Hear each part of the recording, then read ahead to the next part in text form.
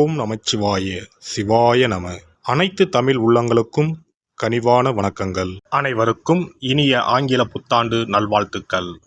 நிகழும் ஸ்ரீ மங்களகரமான குரோதி ஆண்டு மார்கழி மாதம் 17ஆம் தேதி புதன்கிழமை அன்று பிரதமை திதியில் உத்திராடம் நட்சத்திரத்தில் வியாகாதம் நாமயோகத்தில் பாலவம் கர்ணத்தில் அமிர்தயோகம் கூடிய நன்னாளில் இந்த ஜனவரி மாதம் பிறக்கிறது.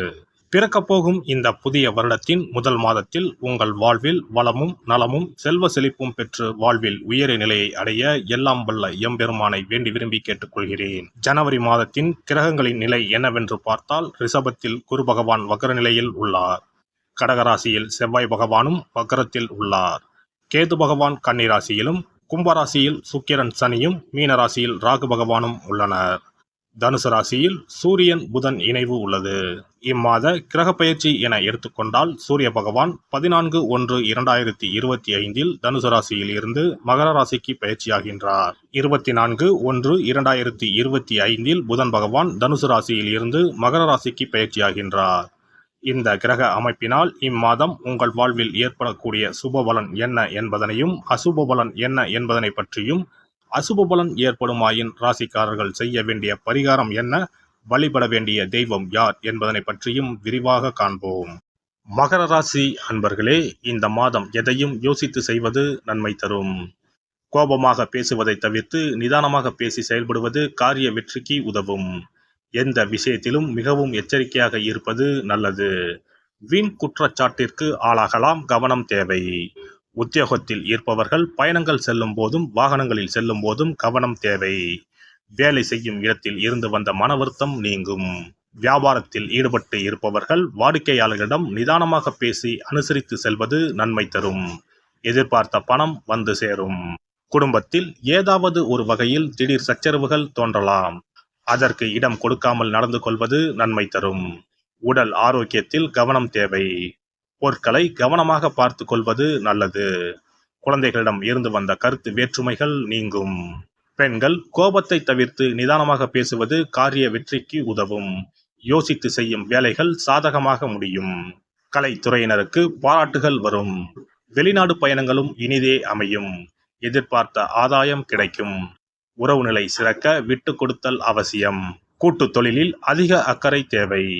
அரசியல் துறையினருக்கு நீண்ட நாளாக இருந்து வந்த பிரச்சனைகள் விலகும். திடீர் செலவுகள் ஏற்படும், சிக்கனம் அவசியம். உழைப்புக்கு முக்கியத்துவம் கொடுத்து அயராது பாடுபடுவீர்கள். பயணத்தால் அனுகூலம் உண்டு. மாணவர்கள் திட்டமிட்டு பாடங்களை படிப்பது வெற்றிக்கு உதவும். எதிலும் அவசரம் காட்டாமல் நிதானத்தை கடைபிடிப்பது நல்லது. நட்சத்திர பலன்கள் உத்திராடம் 2, 3, 4ஆம் பாதங்கள். இந்த மாதம் எடுத்துக்கொண்ட காரியங்களில் ஏற்படும் சந்தேகங்களை அவ்வப்போது போக்கிக் கொள்வது நல்லது. திட்டமிட்டு செயலாற்றுவது முன்னேற்றத்திற்கு உதவும். சிக்கலான பிரச்சனைகளையும் எளிதாக தீர்ப்பீர்கள். பணவரத்து இருக்கும். திறமையான செயல்களால் புகழும் அந்தஸ்தும் உயரும். திருவோணம் நட்சத்திரம். இந்த மாதம் பேச்சின் இனிமை, சாதுரியம் இவற்றால் எடுத்த காரியங்கள் எல்லாம் கைகூடும். பயணங்கள் மேற்கொள்ள நேரலாம். ஆன்மீக பணிகளில் நாட்டம் செல்லும். உங்களது பொருட்களை கவனமாக பாதுகாத்துக் கொள்வது நல்லது. வாகனங்களில் செல்லும் போதும் ஆயுதம், நெருப்பு இவற்றை கையாளும் போதும் கவனம் தேவை. அவிட்டம் நட்சத்திரம். இந்த மாதம் தொழில் வியாபாரத்தில் ஈடுபட்டு இருப்பவர்கள் கூடுதலாக பணியாற்ற வேண்டும். ஆர்டர்கள் கிடைக்க அலைய வேண்டி இருக்கும். பணவரத்து இருந்தாலும் கொடுக்கல் வாங்கலில் கவனம் தேவை. உத்தியோகத்தில் இருப்பவர்கள் கவனமாக செயல்படுவது நல்லது. புதிய பதவிகள் தொடர்பான விஷயங்கள் தாமதப்பட்டாலும் பொறுப்புகள் அதிகரிக்கும். சனிக்கிழமைகளில் சனீஸ்வர பகவானை நல்லெண்ணெய் தீபம் ஏற்றி வணங்கி வர எல்லா காரியங்களும் வெற்றியடையும். உடல் ஆரோக்கியம் பெறும். சிறப்பு தொகுப்பு. கழுத்தை நெரிக்கும் கடன் பிரச்சனையால் கஷ்டப்படுபவர்களுக்கு எளிய பரிகாரங்கள் உள்ளன. ருண, ரோக, சத்ரு இந்த மூன்றுமே மனிதர்களை வெல்லக்கொள்ளும். அதிலும் கடன் பிரச்சனை கவலையை ஏற்படுத்தி மனிதர்களை கலங்க வைத்துக் கொள்ளும். கடன் பிரச்சனையால் கஷ்டப்படுபவர்களுக்கு எளிய பரிகாரங்கள் உள்ளன. இந்த எளிய பரிகாரங்களை நம்பிக்கையோடு செய்தால் நிச்சயம் பலன் கிடைக்கும். ஒருவரின் ஜாதகத்தில் 6ஆம் இடம் கடன் ஸ்தானத்தை குறிக்கும். கடன் பிரச்சனையால் இன்றைக்கு பலரும் தற்கொலை செய்து கொள்கின்றனர். சக்கரத்தாழ்வார் அருள் இருந்தால் கண்டிப்பாக கடன் பிரச்சனைகள் நீங்கும். பெருமாள் கோவிலுக்கு சென்று சனி மற்றும் புதன் கிழமைகளில் சக்கரத்தாழ்வார் சன்னதியில் துளசி மாலை சாற்றி 12 முறை வலம் வர வேண்டும். ஒவ்வொரு முறை வலம் வரும் பொழுதும் கடன் தீர்வதற்கு மனமுருக நம்பிக்கையோடு வேண்டிக் கொள்ள வேண்டும். தொடர்ந்து 12 வாரங்கள் செய்தாலே கடன் பிரச்சனை தீர்ந்து மன நிம்மதி ஏற்படும். மேசராசியில் பிறந்தவர்கள் தயிரை கொண்டு இனிப்பு பலகாரம் செய்து ஒவ்வொரு வெள்ளிக்கிழமையும் மாலை வேளையில் பசுவுக்கு கொடுத்து வர கடன் பிரச்சனைகள் தீரும். விருச்சிக ராசியில் பிறந்தவர்கள் ஞாயிற்றுக்கிழமை அன்று லட்சுமி நரசிம்மருக்கு காய்ச்சிய பசும்பால் அல்லது பானகத்தை பிரசாதமாக வைக்க வேண்டும். 48 நாட்கள் இந்த பூஜையை செய்தால் கடன் தொல்லையில் இருந்து விடுபடலாம். ரிஷபராசியில் பிறந்தவர்கள் ஜவ்வரிசி கொண்டு இனிப்பு தயாரித்து அதை வெள்ளிக்கிழமை என்று பசுவிற்கு மாலை வேளையில் கொடுத்து வர கடன்கள் அடைந்து சுகம் பெறலாம். துலாம் ராசிக்காரர்கள் பசும்பாலை சுக்கிர ஓலையில் வில்வ மரத்திற்கு ஊற்றவும். 24 வெள்ளிக்கிழமை செய்திட நிச்சயமாக கடன் தீரும். வெள்ளிக்கிழமையில் அரச மரத்தடி விநாயகருக்கு அகலில் 11 தீபமும் 11 முறை வலம் வந்தும் வழிபட்டால் கடன் தீரும். மிதுன ராசிக்காரர்கள் தினசரி சிறிது தயிர் சேர்த்து குளித்து வரவும். கடன்கள் நீங்கும். மாலை வேளையில் சூரிய தரிசனம் அஸ்தமனத்துக்கு முன் செய்து வரவும். கன்னி ராசிக்காரர்கள் சனிக்கிழமைகளில் உளுந்து வடை தானம் செய்யவும். அதை நீங்கள் உண்ணக்கூடாது. மேலும் துளசிக்கு தினசரி நீர் வார்த்து ஒரு மண் அகலில் நல்லெண்ணெய் விளக்கேற்றி வைக்க ருண நிவாரணம் பெறலாம். கடகராசிக்காரர்கள் ஒவ்வொரு ஞாயிறும் சிறிது வெள்ளக்கட்டியை ஓடும் நீரில் விடவும். கடன்கள் வெள்ளம் போல கரைந்துவிடும்.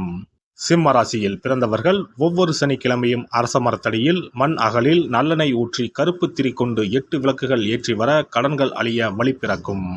மகர ராசிக்காரர்கள் சனிக்கிழமைகளில் எள்ளுருண்டை செய்து பலருக்கு தானமாய் கொடுத்து வர கடன் தொல்லைகள் நீங்கும். கும்பராசிக்காரர்கள் வியாழன் மாலை 6 மணிக்கு குங்குமப்பூ சேர்த்த பாதாம் கீர் செய்து மகா விஷ்ணுவுக்கு நிவேதனம் செய்து முதலில் தான் அறிந்துவிட்டு பின்பு மற்றவருக்கும் தானமாய் கொடுத்து வர கடன்கள் மலமளவென அடைபடும். தனுசு ராசிக்காரர்கள் செவ்வாய்க்கிழமைகளில் ஆலய பணிகளுக்கு செங்கல்கள் முடிந்த அளவு வாங்கி கொடுக்க கடன்கள் அடைந்து நிம்மதி பெறலாம். மீன ராசிக்காரர்கள் செவ்வாய்க்கிழமை அன்று மதியமோ இரவோ நோயாளிகளுக்கு சப்பாத்தியை தானமாக கொடுத்து வர கடன்கள் வேகமாக அடைய ஆரம்பிக்கும். குறைந்தது 9 சப்பாத்திகள் கொடுப்பது நல்லது. செவ்வாய் பகவானை மனதார நினைத்துக் கொள்வது நலம் தரும். பௌர்ணமி நாளில் குலதெய்வத்திற்கு படையலிட்டு வழிபடுவது சிறப்பு. குலதெய்வ படம் இல்லாதவர்களும் குலதெய்வம் பற்றி தெரியாதவர்களும் 5 முக குத்து விளக்கை பூஜை அறையில் ஏற்றி வைத்து படையல் போட்டு கற்பூர ஆரத்தி காட்டி கடன் பிரச்சனை நீங்க மனதார வேண்டிக் கொள்ளலாம். இவ்வாறாக 9 பௌர்ணமிகள் விடாமல் இந்த பரிகாரம் செய்ய கடன் தொல்லைகள் எளிதாக தீர்ந்துவிடும். கடன் தீர்வதற்கான வழிகளும் கிடைக்கும். இந்த பரிகாரத்தை அனைத்து ராசிக்காரர்களும் செய்யலாம்.